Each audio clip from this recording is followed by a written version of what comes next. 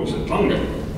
Kuigi Viljandis on juba mõnda aega kirgi kütnud linna soov paljudes kohtades parkimine alates sellest suvest tasuliseks muuta, siis eile kokku kutsutud arutelu linlastega möödus vägagi konstruktiivses ja rahulikus õhkkonnas.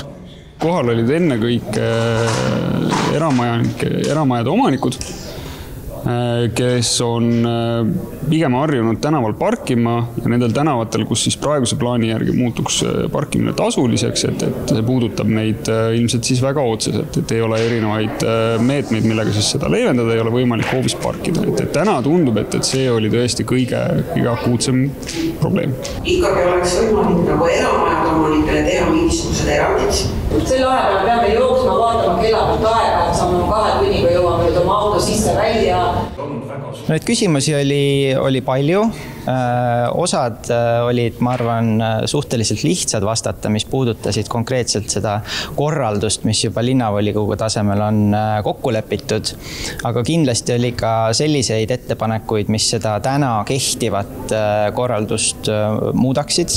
Ja eks nüüd linnavalitsuse liikmed ja linnavolikogu liikmed peavad siis vaagima ja kaaluma, et kas on mõistlik neid muudatusi veel teha või peaks minema ikkagi edasi selle plaaniga, mis on juba täna linnavolikogus kokku lepitud. No kõigepealt asjad käivad meil siin pahupidi, peab kahjuks tunnistama. Et enne on linnavalitsus ja volikogu otsused langetanud ja pärast seda, kui otsused on langetatud ja otsustatud, et tasuline parkimine 1. juunist Viljandis saab olema, pärast seda siis kutsutakse rahvas kokku ja arutatakse, et millised on probleemid ja millised võivad olla kerkivad probleemid seoses tasulise parkimisega. Tegelikult oleks pidanud asjad ju vastupidi käima, et enne arutatakse inimestega läbi ja siis hakkab linnavalitsus ja volikogu neid asju arutama. Ja sellest ka linna kodanike pahameel ja allkirjade kogumine ja nüüd on volikogu sunnitud uuesti neid teemasid arutama.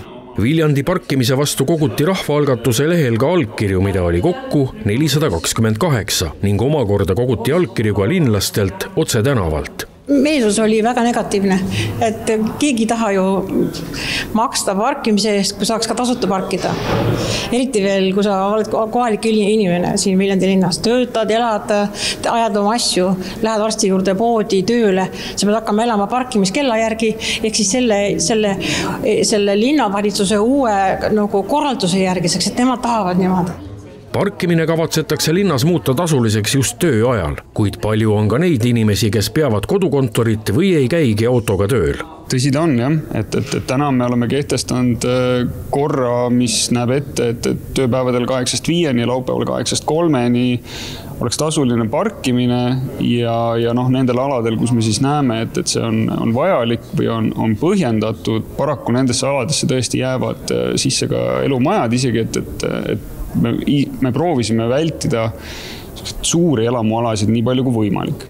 Parkimisteemalisel arutelul kerkinud inimeste küsimused võtab linnavalitsus kindlasti nüüd arutusele.